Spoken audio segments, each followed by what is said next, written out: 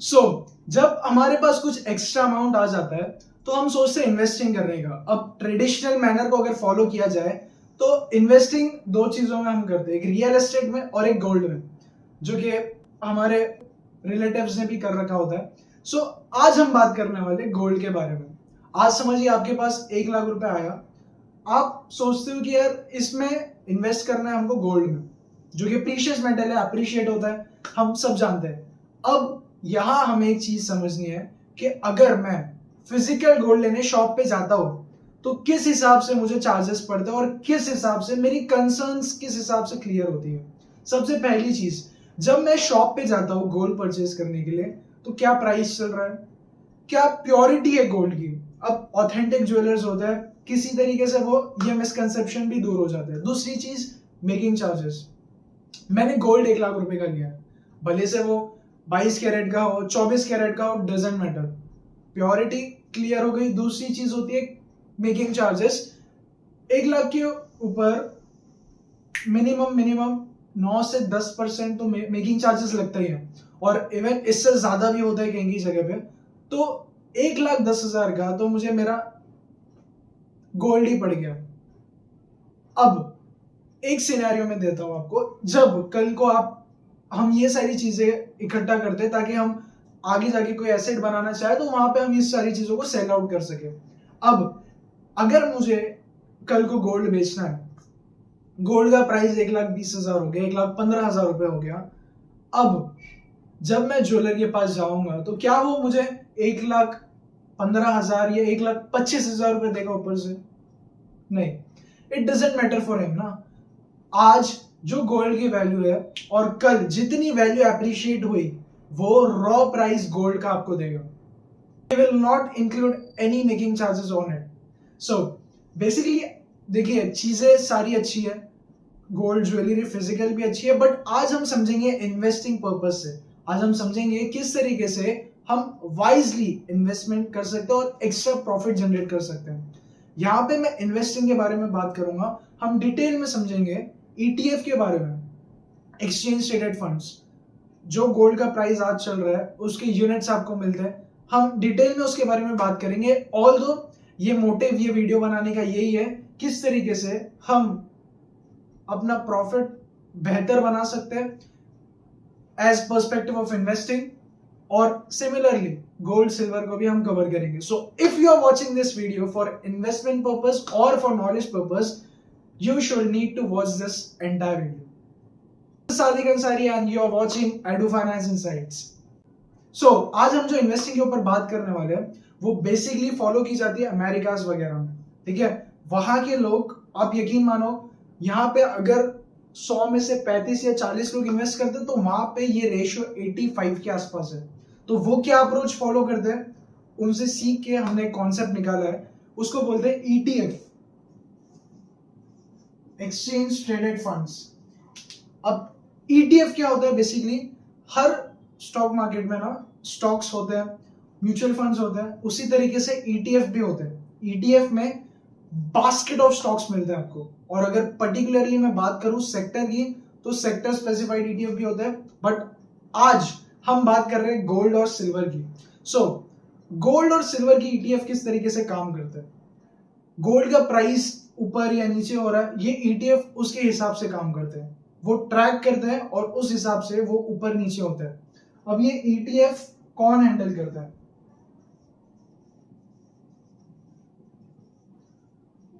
Company ने एक ETF launch किया गोल्ड का। बेसिकली ये प्योरली पैसा गोल्ड में जाएगा, गोल्ड खरीदा जाएगा और वो गोल्ड की जो वैल्यू होगी उसको डिवाइड किया जाएगा यूनिट्स में। यूनिट्स में डिवाइड किया जाएगा, यूनिट्स में डिवाइड करने के बाद ये वैल्यू अराउंड आती है 20-25। तो एक यूनिट ETF का, एक यूनिट आपको 20 से 25 रुपए में मिलेगा। यानी यहां तो एक चीज क्लियर हो गई है, क्या? गोल्ड जहां 1 लाख रुपए से शुरू हो रहा था, 10 ग्राम भी या 1 ग्राम भी हम लेने जाते हैं तो 10 से 15,000 रुपए लग जाते हैं, बराबर। यहां हमको एक चीज समझ में आई कि अगर मेरे जैसे कोई स्टूडेंट्स है या कोई पॉकेट मनी इन्वेस्ट करना चाहता है तो उसके लिए भी गोल्ड में इन्वेस्ट करना आज के टाइम पे बहुत ज्यादा इजी है।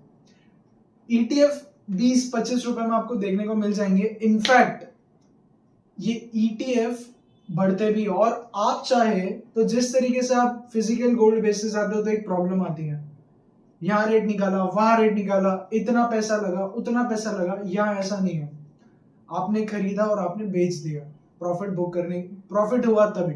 इनफैक्ट सिक्योरिटी की अगर मैं बात करूं तो यहाँ पे सिक्योरिटी प्रोवाइड की जाती है सभी की तरफ से, क्योंकि जिस तरीके से स्टॉक मार्केट में स्टॉक परफॉर्म करते हैं, ETF भी एक टाइप का ट्रेडेड फंड है, बट ये इतनी वोलेटिलिटी नहीं है जितनी स्टॉक्स के पास है। और अब जबकि ये गोल्ड और सिल्वर में है तो वोलेटिलिटी तो इतनी नहीं होने वाली। यहाँ पे आज हमने समझा कि ETF किस तरीके से काम करता है, और अभी मैं आपको स्क्रीन पे भी दिखाऊंगा किस तरीके से हम ETF में इन्वेस्ट कर सकते हो और गोल्ड ETF में इन्वेस्ट कर सकते हो। पहले हमको जाना है हमारे डीमेट अकाउंट में। डीमेट अकाउंट में हम बाय और सेल कर सकते हैं कोई भी स्टॉक्स, ETF या म्यूचुअल फंड्स। अगर आपके पास डीमेट अकाउंट नहीं है तो मैं लिंक डिस्क्रिप्शन में और पिन कमेंट में दे दूंगा, जो डीमेट अकाउंट मैं यूज करता हूँ वो आप यूज कर सकते हो। आपको जाना है डीमेट अकाउंट में। ऐप ओपन करने के बाद आपको लिखना है ऊपर गोल्ड बीज। गोल्ड बीज आप जब लिखेंगे तो ये सबसे बड़ा ETF आएगा गोल्ड का। अब जिस तरीके से स्टॉक्स होते हैं उस तरीके से कंपनी, अलग अलग कंपनीज, समझ लीजिए A से Z तक का कंपनीज है। अब सेम काम रिलायंस भी करती है, सेम काम दूसरी कंपनी भी करती है, एग्जिस्ट दोनों करती है। उस तरीके से आपको ETF भी बहुत तरीके मिल जाएंगे। ये निफ्टी 20 आपको जाना है उसके ऊपर। ये अराउंड 275 या 250-300 के आसपास ही होता है ये। लेकिन अगर आपके पास फंड्स कम है तो आप दूसरे ETF पे भी जा सकते हैं।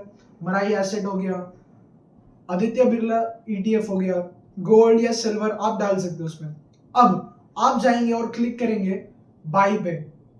बाई पे आप लिमिट ऑर्डर भी लगा सकते हो। हम वहां पे नेगोशिएट करते हैं ना ज्वेलर के साथ, यहाँ पे आप किसी के साथ नेगोशिएट नहीं करोगे, बाय ऑर्डर लगाओगे, ETF उतने पे आया तो आपको मिलेगा, या तो आप एग्जिस्टिंग प्राइस पे भी ले सकते हो। डिलीवरी पे लेना याद रखिए, क्योंकि ये ट्रेड भी होता है तो हमको इंट्राडे नहीं करना है, हमको डिलीवरी वाले पे ऑप्शन पे जाना है। यहाँ पे आपको प्लेस ऑर्डर करना है और कुछ ही मिनट में आपके अकाउंट में क्रेडिट हो जाएंगे।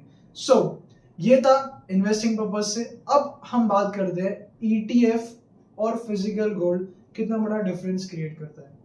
हाँ, मैं आपको एक चीज बताते चलूं कि इन्वेस्टिंग जब आप करते हो तो आप रोज रोज तो ज्वेलर के पास, अगर आप फिजिकल गोल्ड ले रहे हो तो आप रोज रोज तो नहीं जा रहे हो कि ये गोल्ड आज कितने का है, कल कितने का है, परसों कितने का होगा। उसी तरीके से आप जब इन्वेस्टिंग कर रहे हो तो यहाँ पे आपको एक चीज मेक श्योर करनी है, क्या, जब गोल्ड का ETF आपने खरीद लिया तो प्राइस आपके सामने ऊपर या नीचे होता है, तो आपको फोमो में नहीं आना है। अब बहुत सारे लोग ऐसा सोचते हैं कि यार हमने स्टॉक मार्केट में इन्वेस्ट कर दिया है, तो क्योंकि ये चीजें ना सामने आंखों की दिखती है, वही अगर चीज आप फिजिकल लोगे तो आप बार बार जाके नहीं पूछोगे।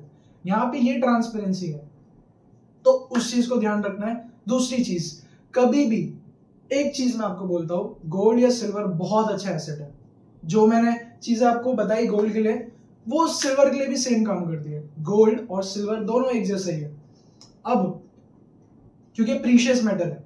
अब यहाँ पे एक चीज आपको ध्यान रखना है, आपको पूरा पैसा ये दोनों चीजों में नहीं लगाना है, आपको थोड़ा डाइवर्सिफिकेशन को फॉलो करना है। ऑल्दो एसेट बहुत अच्छा है, but as an investor I am guiding you about that.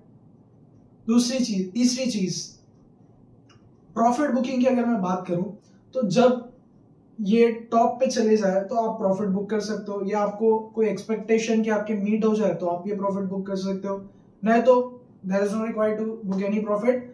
यहाँ पे इन्वेस्टिंग में ना एक चीज क्लियर होती है हमको, वो होता है गोल ओरिएंटेड।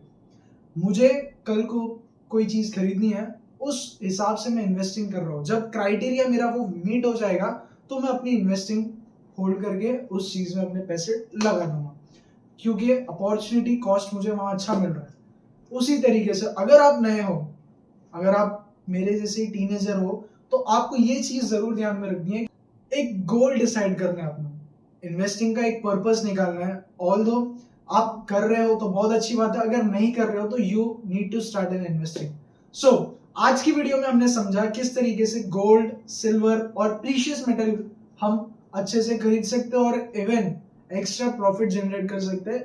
एक डिस्क्लेमर मैं देना चाहता हूँ, गोल्ड या सिल्वर जब बढ़ता है तो बहुत अच्छे से बढ़ता है, तो यहाँ पे हमको एक चीज नहीं करनी है। अगर हम महीने की 1000, 2000, 5000 की गोल्ड की बाइंग कर रहे हैं, तो जब वो बढ़ेगा या जब वो गिरेगा, जब भी हमको ये रूल फॉलो करना है, जब वो बढ़ेगा तो ज्यादा नहीं लगा देना है, क्योंकि पता नहीं चलेगा कब वो गिर जाएगा। क्योंकि हम भी यहाँ पे एस्ट्रोलॉजर नहीं है या हम भी कोई फ्यूचर प्रिटेंड नहीं करके बैठे हुए। तो एक रूल बना लीजिए अपना बेसिकली, तो उस हिसाब से इन्वेस्टिंग कीजिए और फोमो में मत आइए। So this is from my side. आप कमेंट में बताइए ये वीडियो आपको कैसा लगा, बिकॉज यहाँ पे बहुत सारी नई नई चीजें हमने आज सीखी है। तो जब आप कमेंट्स करते हो तो it feels me more pleasure. This video founts you valuable, if it is so, do let me know in comments. I'll be seeing you in the next video. Till then, keep growing yourself.